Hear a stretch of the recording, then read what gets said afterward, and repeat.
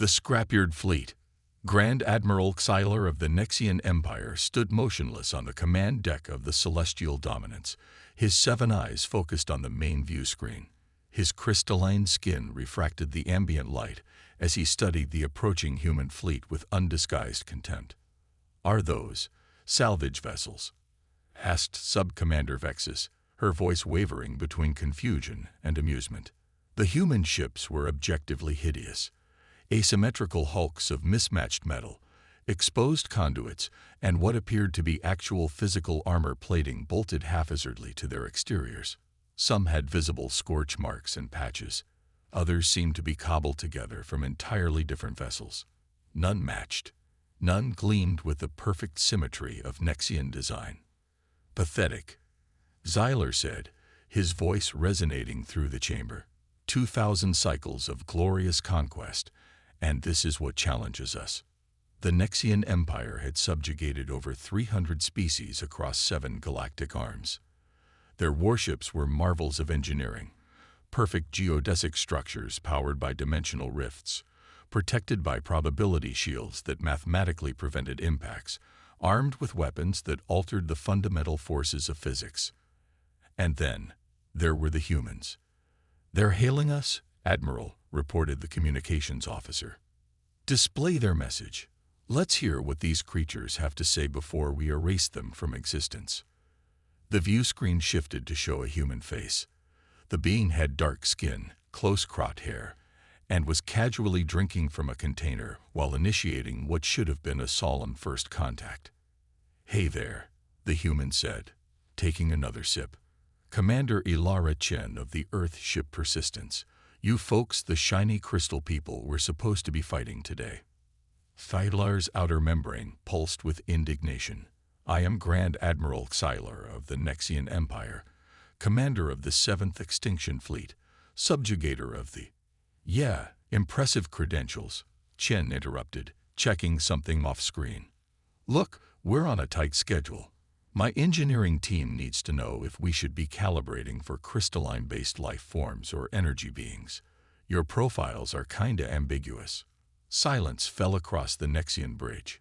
In 3 millennia of warfare, no species had ever interrupted an extinction fleet introduction. "You dare?" Xylar's voice dropped to a dangerous timbre. "Pretty much constantly," Chen replied, glancing at a datapad. "It's our specialty.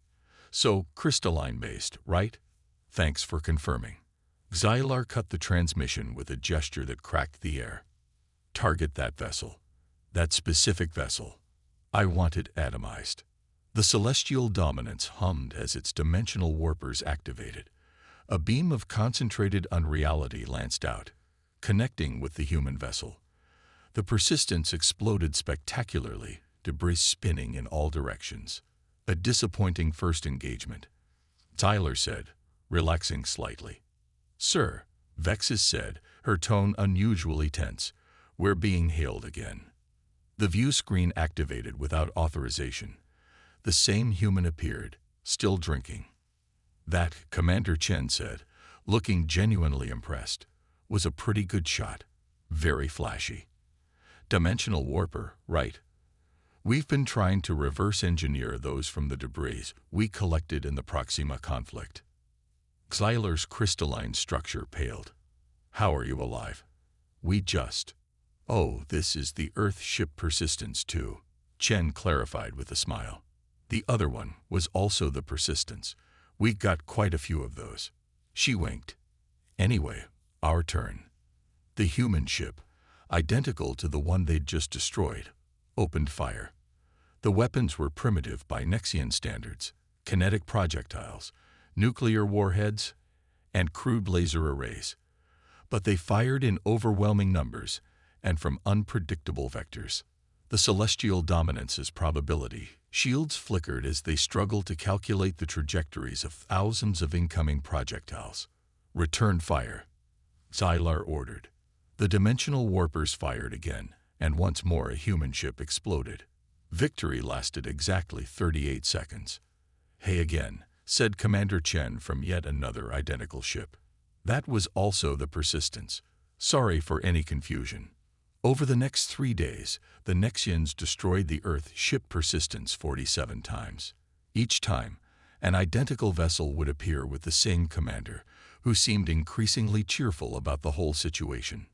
By the 4th day, the Celestial Dominance was dangerously low on energy reserves.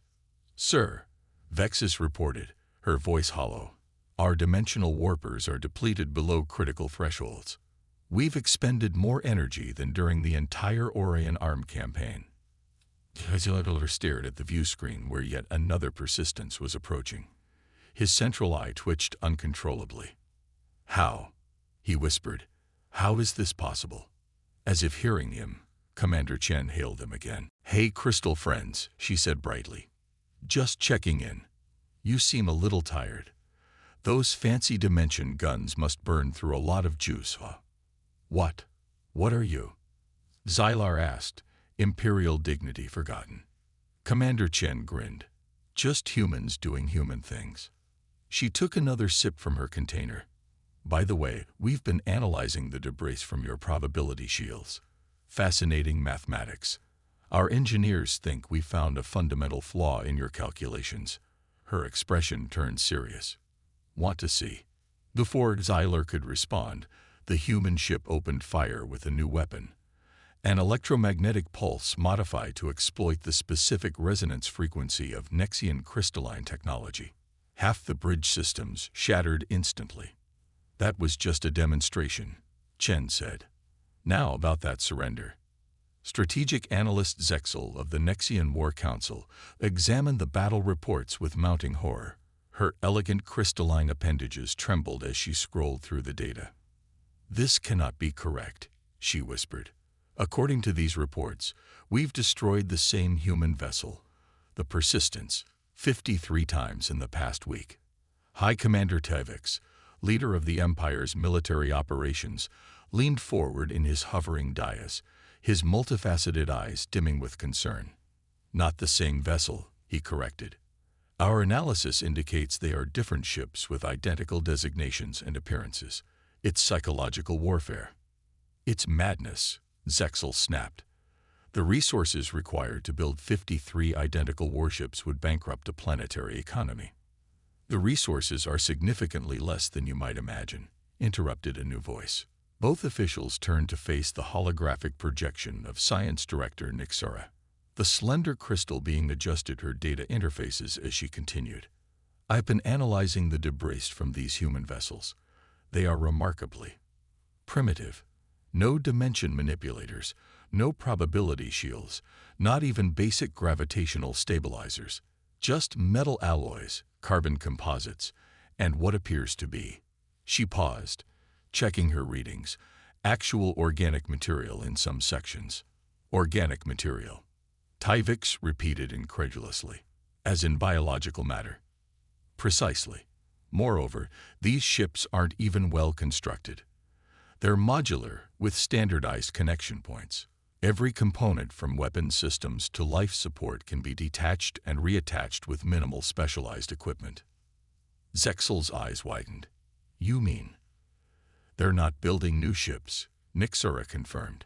"They're cannibalizing their destroyed vessels and reassembling them. When we destroy a human ship, they simply collect the debris, replace what can't be salvaged, and construct a new vessel from the parts." Tyvix rose abruptly. "That's barbaric. Where's the elegance? Where's the purity of design?" In another sector of space, Commander Ilara Chen of the Earth Defense Force watched through a viewport as her crew worked in zero gravity, welding a massive gun turret salvaged from the wreckage of a destroyed Persistence onto the hull of her own vessel. "How's it coming, Chief?" she called over comms to her engineering officer. "Just beautiful, Commander," came the cheerful reply from Chief Engineer Malik Singh. "This baby's got some fancy alien scoring on it, but the firing mechanism is intact. I'd say it's actually an improvement. The heat stress has hardened the molecular structure of the barrel. Should shoot straighter now." Chen grinned, taking a sip from her coffee mug, which read "Salvage Queen" in bold letters. Her ship, the Earth ship Persistence, Formerly, the Earth shipped Defiance until a direct hit had obliterated the nameplate, and it was easier to slap on a spare persistence designation than requisition a new Defiance one. Had been destroyed 4 times in the past month. Each time, her crew had patched it together with parts salvaged from other wrecked vessels, gaining a reputation as the zombie ship among the human fleet. "Commander," her communications officer called out. "Admiral Rivera is hailing us." The view screen activated to show Admiral Sofia Rivera, recently promoted after the successful defense of Mars. "Chen, how's my favorite recycling project?" Rivera asked with a smile. "Still kicking, sir," Chen replied. "We've incorporated parts from at least 12 different ships at this point. Engineering says if we keep this up, we'll eventually have a ship that's unrecognizable from our original design." "Perfect. The more confused those crystal sculptures get, the better." Rivera took a bite from an apple. "New orders from Command. We're expanding Operation Echo. Every ship in the fleet is being renamed Persistence." Chen nearly choked on her coffee. "Every ship? All 300 of them?" "Yep. And we're standardizing exterior appearances too. By next week, the entire Earth fleet will look identical. I want those Nexians to think they're fighting the same damn ship over and over until they crack." Rivera's expression grew more serious. "Our salvage teams have collected enough of their technology to begin reverse engineering their dimensional warpers. We don't understand the theory yet, but we've figured out that if you cross the power conduits and reroute through a tachyon emitter, you can create a similar effect." Chen grinned. "We don't need to understand it. We just need it to work." "Exactly. That's what they don't get about us." Rivera finished her apple. "Humanity's greatest weapon isn't our technology, Chen. It's our adaptability. We survive. We improvise. We overcome." Chen nodded, looking out at her patchwork ship, an impossible vessel that by all rights shouldn't exist, much less function. "That's what it means to be human," she said softly. "The hunters become the hunted." Grand Strategist Ixora of the Nexian High Command had never experienced the emotion of fear. As a crystalline being evolved from mathematical perfection, her people prided themselves on pure logical analysis and flawless decision-making. Fear was an organic weakness, a primitive evolutionary holdover. Yet as she reviewed the latest fleet data, something very close to fear resonated through her lattice structure. 32 cruisers, she announced to the assembled War Council. "We have lost 32 quantum cruisers in the last solar cycle, each one representing 10,000 years of refined engineering." High Commander Tyvix's crystalline form dulled slightly. "The humans have adapted our own weapons against us." "Impossible." Science Director Nixara's hologram flickered as she joined the discussion. "Not impossible. Merely improbable. They don't comprehend the underlying principles. They're simply using salvaged components in creative ways." "Creative?" Ixora questioned. "You speak as if this is artistry rather than warfare." "From a certain perspective, it is," Nixora replied. "They operate on intuition rather than calculation. They attempt configurations that we would dismiss as illogical. Most fail catastrophically, but some work in ways we never anticipated." The room fell silent as the implications sank in. "There's more," Nixara continued. "We've confirmed our earlier hypothesis about their ship designations. The entire human fleet now calls themselves Persistence. Every vessel is visually identical, despite different sizes and functions." "Why?" asked Tyvix. "What tactical advantage does this provide?" "Psychological warfare," Ixora answered, understanding dawning. "They want us to believe we're destroying the same ships repeatedly. That they cannot be eliminated. That resistance is," she hesitated before using the illogical term, "futile." Nixara's hologram expanded to display imagery of human shipyards. Their construction methods defy conventional strategy. When one of their vessels is destroyed, they don't mourn its loss or view it as defeat. They celebrate the harvest of new materials. The hologram showed humans in spacesuits cheerfully collecting debris, sorting through wreckage, and repurposing Nexian technology into their own crude designs.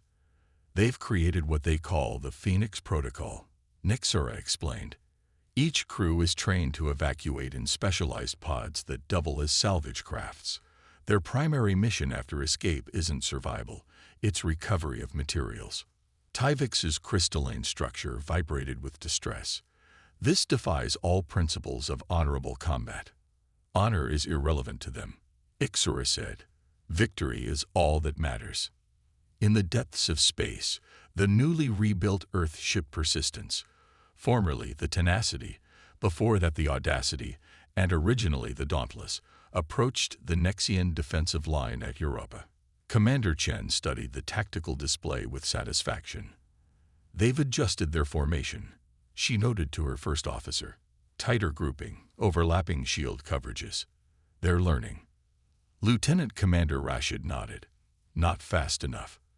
The new EMP modifications are ready. We've incorporated the crystalline resonators we salvaged from their last attack.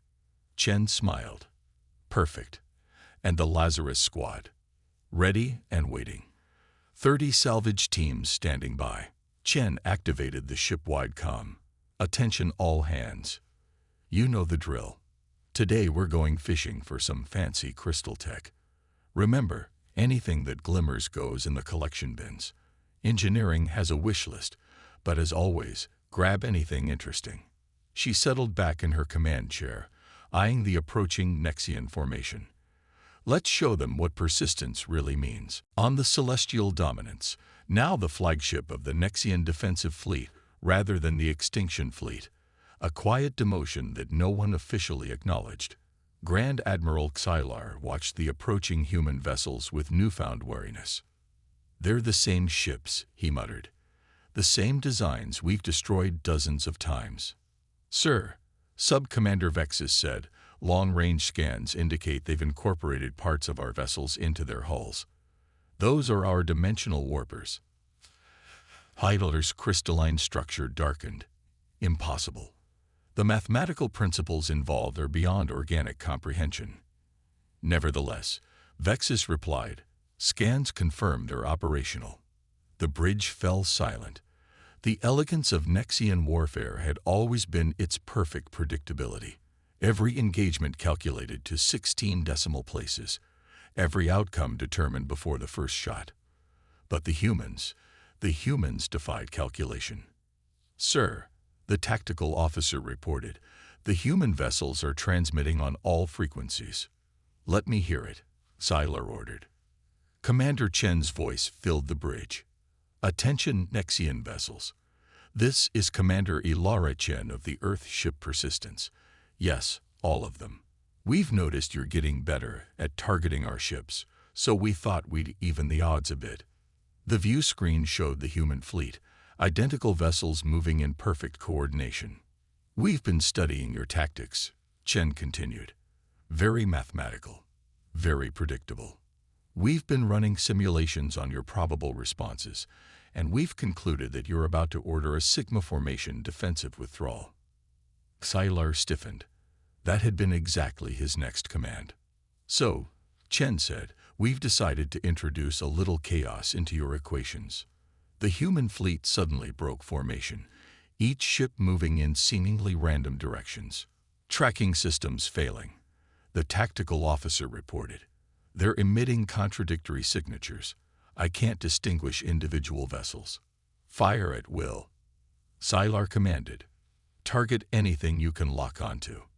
The Nexian fleet opened fire with their remaining dimensional warpers. Several human ships exploded into debris clouds. But for each one destroyed, the others became more erratic, more unpredictable. And then the human vessels opened fire with weapons that should not exist.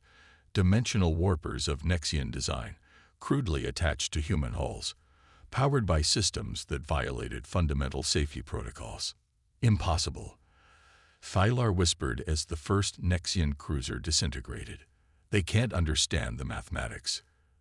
They don't need to understand, Vexus said, a new emotion in her voice, something close to awe. They just needed to work. The battle lasted less than an hour. When it ended, 17 more Nexian cruisers had been destroyed. The remainder, including the celestial dominants, had been forced into a humiliating retreat. As Styler watched his crippled fleet limp away from the Jupiter system, he received one final transmission from Commander Chen. "Better luck next time," she said, raising her ever-present drinking container in a toast. "We'll be here, always." That's what persistence means. 6 months later, the Nexian Empire signed the first peace treaty in its 3,000-year history. The terms were simple.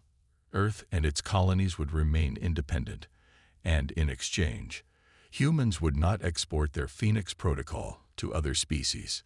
In the Great Hall of the Nexian High Command, now stripped of many of its crystalline embellishments, resources redirected to rebuilding the devastated fleet, Grand Strategist Ixora met with the human diplomatic delegation. "I do not understand," she admitted to Commander Chen, now Ambassador Chen. "You could have continued the war. Our simulations indicate you would have eventually prevailed." Chen smiled, the same easy smile that had infuriated Siler during their encounters. "We don't actually want to destroy you. We just wanted you to leave us alone." "But why?" Ixora pressed. "Your methods were effective. Your Phoenix Protocol could have spread across the galaxy, undermining the mathematical perfection of warfare." "That's exactly why," Chen replied. "War shouldn't be perfect. It shouldn't be elegant. It should be horrible and messy, and something everyone tries to avoid." She leaned forward. "We didn't develop the Phoenix Protocol because we wanted to. We developed it because we had to." Ixora's crystalline structure shifted as she processed this concept. "Yet you could have achieved galactic dominance." Chen laughed. "Why would we want that? Do you have any idea how much paperwork would be involved?" She grew serious. "Humanity doesn't want to rule the galaxy. We just want to explore it, learn from it, maybe set up some trading outposts and tourist attractions." "Tourist attractions? Sure. Your crystal cities are beautiful. I bet lots of humans would pay good money to visit them. Properly supervised, of course." As the formal treaty signing began, Ixora found herself contemplating the contradiction that was humanity. They had created the most terrifying military strategy the galaxy had ever seen, not out of aggression, but out of desperation. They had pushed the Nexian Empire to the brink of defeat, not for conquest, but for peace. In the viewing bay above the ceremony, Admiral Sophia Rivera stood beside Nixara, watching their respective leaders formalize the peace. "Your ships," Nixara said quietly. "The persistence vessels. What will happen to them now?" Rivera smiled. "We're converting most of them back to their original designations and functions. Exploration, science, commerce. That's what we built them for in the first place. And the technology. The dimensional warpers, the probability disruptors, research, knowledge for its own sake." Rivera glanced at the scientist. "That's the thing your people never understood about us. We don't want to be warriors. We're builders, explorers, creators. We turned ourselves into warriors because you left us no choice." As the ceremony concluded, a new era of galactic relations began. The Nexian Empire had lost 32 cruisers, but gained something far more valuable: the understanding that mathematics alone could not predict all outcomes. That sometimes the most illogical approach was the most effective. And humanity. They had gained the stars, and the freedom to explore them in their patchwork ships, each one a testament to the species that refused to die, refused to surrender, and refused to stop dreaming even in their darkest hour. They had persisted. The end.